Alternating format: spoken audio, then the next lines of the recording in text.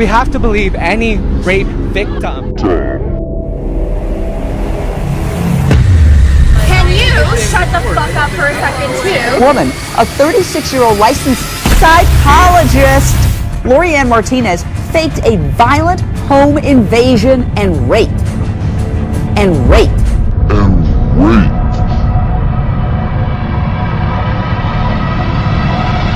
We have to believe any rape victim.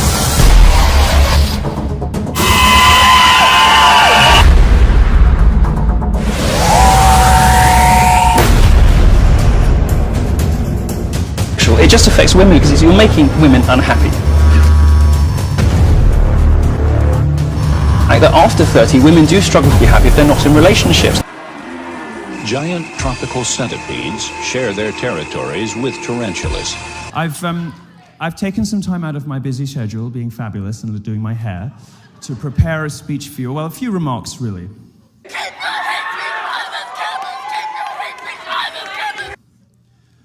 Feminism is cancer. Thank you very much.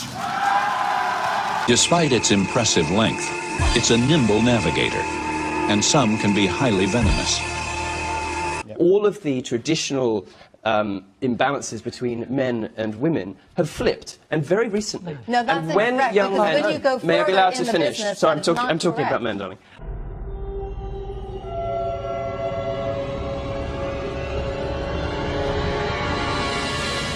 As quick as lightning, just like the tarantula it's killing. Personally find when media figures and feminists and activists and campaigners encourage women to worship themselves no matter what their size and what their shape, actually that just has the effect of making women unhappy, and women have been getting more unhappy decade after decade after decade since the Second World War, since this stuff started to happen. Okay, we're debating, we're not being offensive. Are we? No. So what would you say? I was talking about science. I mean. Okay. The centipede has two curved, hollow fangs, which inject paralyzing venom. Even tarantulas aren't immune from an ambush. This centipede is a predator.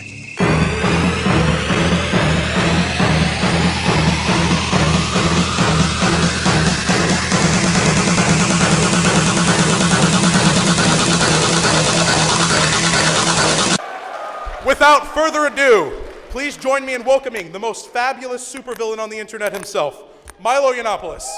Centipede.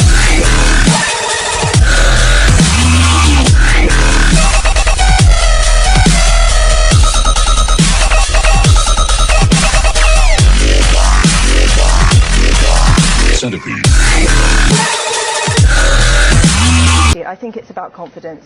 I think women suffer, again, we're not talking about all women, we're talking about some women, we're talking about some men, from lack of confidence and from something called imposter syndrome, where we attribute our successes to external factors and we lack the confidence to actually believe that we are good enough to do it. Sorry to interrupt you, but you know, if you're going to get put off a career in science because of an offhand comment from a Nobel Prize winner, how committed were you really in the first place to being a scientist? I mean, it's a Centipede.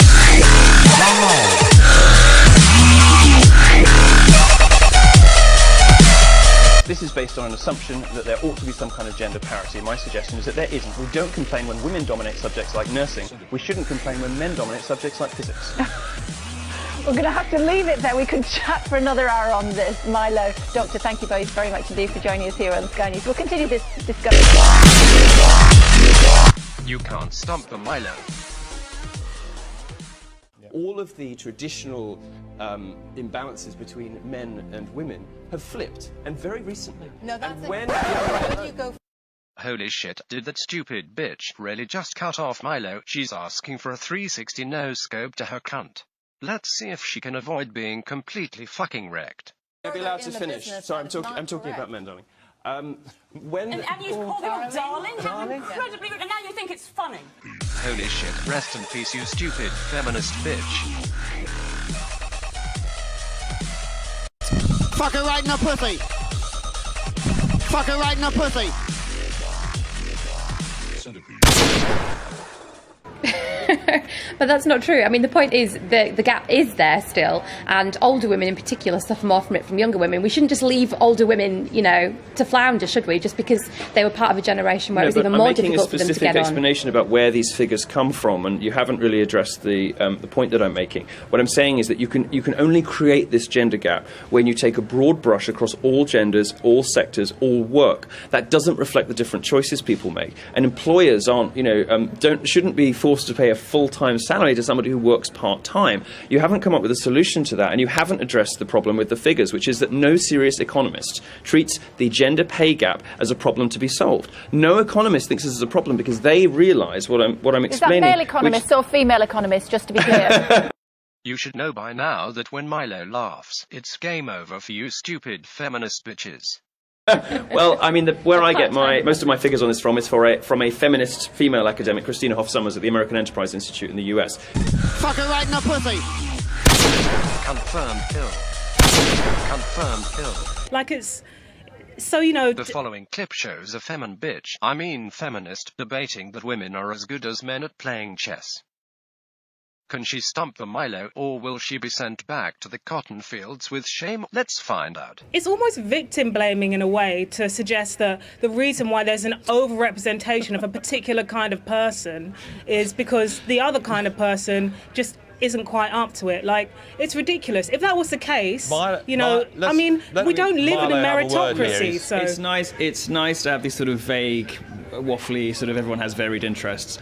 What the science suggests is that, for example, when it comes to IQ is distributed differently between the sexes. Now, IQ gets a really bad rap because it's not a great indicator of some things. It's said to be sexist, it's said to be biased towards white people, whatever. The point is that it tests, in this case, it tests all of the skills that make you good at chess really well. It's about puzzles, it's about games, exactly the skills that make you good at chess, make you good at IQ. Now, the way that IQ is distributed differently in the sexes is that women tend to cluster around the mean. Women are more likely to have an IQ that is somewhere near the average, whereas men go right to the top or right to the bottom more often, which is why you get great genius male artists and philosophers, but it's also why men fill the prisons, because men seem to occupy more of the ends of the IQ scale. And now IQ is pretty much the best measure we have to predict whether somebody will be good at chess. And what it proves, and what it also proves, that men and women can talk forever. It's been a pleasure talking to you both. We're going to leave it there. Thank goodness we're all different. Yes, indeed. Thanks. Bye. Can you tell who lost the debate?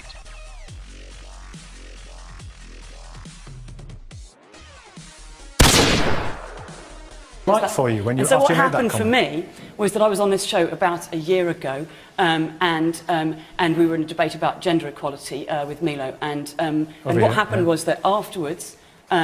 I received, in 48 hours, I received 165 pages of Twitter abuse, including about 20 rape and death threats, including unpleasant comments about my appearance, lots and lots of those. Because of what you said to Milo over here? Well, not because, I mean, many of them were from Milo, and many of them were egged on by him, many of them were encouraged by him, many people were retweeting him. But here's the thing, I understand why Kate doesn't understand how fame works, but I do. And the thing is, you know, I'm not particularly interested in a professional provocateur who goes out and says deliberately outrageous things, like I do, turning around and then playing the victim when she doesn't like ridicule or criticism afterwards. I don't say anything like ridicule. Let me finish. I'll let you finish, so stop. You know, no. After she lost the debate, as feminists very often do these days, because they don't have facts on their side, you know, she turned around and she did what feminists always do, which is confect a sob story. Now, Kate is, like me, a professional provocateur, but only one of us plays the victim afterwards.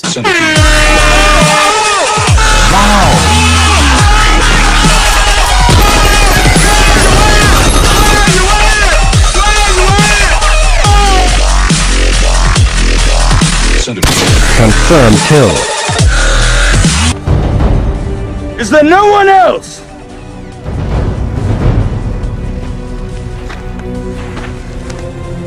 Is there no one else? Subscribe for more REKT feminist videos.